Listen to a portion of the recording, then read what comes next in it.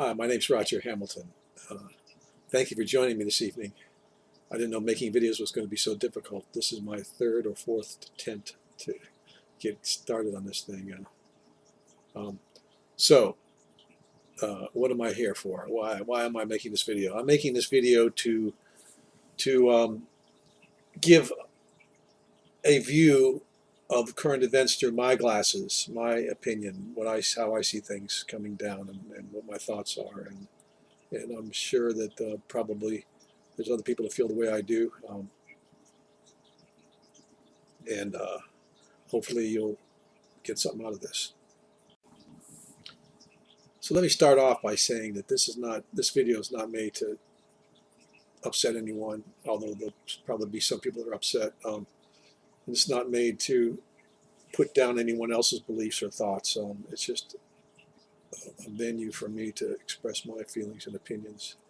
And I feel strongly enough about this to put myself out here and make these videos, and make this video and tell you about them. So first of all, let's talk about the media and the coverage of the election. We all know that they did a fairly poor job of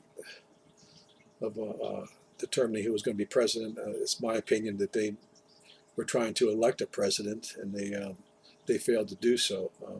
I remember reading all those polls saying that plus or minus 1-2% error, and I didn't believe them. I really didn't believe them. But it's amazing to me how the only coverage I saw before Trump won the election was that Hillary was going to win it, and now when I see these polls, I see them, they're back. It's like the media think we forget so quickly, and so now we're getting these polls saying the same thing, that people are dissatisfied, and there's only a 2% margin of error in this opinion poll and in this opinion poll, and like a bunch of hooey. I think the media embarrassed themselves trying to get Hillary elected, and I think that they hope that we don't remember, but I do remember, and I think that from what I'm seeing now is a disgrace.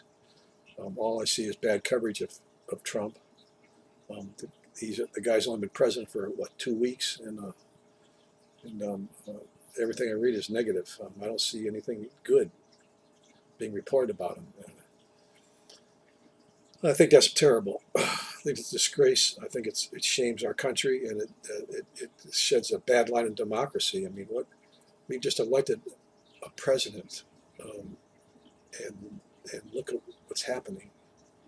What's that say for democracy? What's it say for our way of life that we try to profess to be the best way of life? And I agree it is. I've lived in other countries, and I prefer America by far, but we got some work to do. I don't agree with everything Trump is doing. I think he's trying to do too much too quickly, for one thing.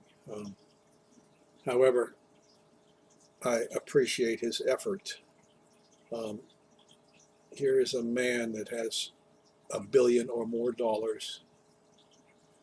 that could be lounging around on an island somewhere, having drinks served to him and peeled grapes and food brought to his lawn chair and the beach, and for the rest of his days. And he's chosen to lead one of the greatest countries in the world, with so much adversity, facing so much adversity. One's got to ask himself, why would someone like this do this? And people say that, I've heard, because he's power hungry, but I mean, my God, he's 70 years old. I mean, got all the money in the world. What more could you want? I mean, but I don't believe that. I don't believe it's power that drives Trump. I believe that what drives him is like what has driven other people to take this job, and that's a sincere belief that they could help America. I believe that that's what Trump is doing. I think he's trying to help America in the way that he feels it needs to be helped. And imagine this: a successful businessman in office running the largest budget in the world. I mean, that's incredible to think about. Yeah, it is. Yeah, he might actually do something with it. But anyways, that's another video. One of the biggest things, one of the things I find most interesting and likable about Trump is the fact that he's an outsider. He's broken the barrier, the what do you call it, the career politician barrier. He's not a politician. That's probably why he's got so many people pissed off at him. He's not beholden to anyone. He's got all his own money. He didn't. He's the first person to be in office that didn't promise out his whole tenure before he was elected, or to get elected, and that scares a lot of people. That scares a lot of people, and that's something I think we've needed for a long, long time. We needed a non-politician in politics, and that is I'm really, really happy that he is in there. I don't, like I said, I don't agree with everything he's doing, but I'm happy that a man like this is in here, because I think he'll make a better president than we've had in a long, long time. One of the other things I like about Trump, our president, is his use of social media to get the message across. Imagine that we're getting firsthand information. We might not like it, but it's firsthand. It's not massaged. It's not politicized. It's right from the horse's mouth, so to speak.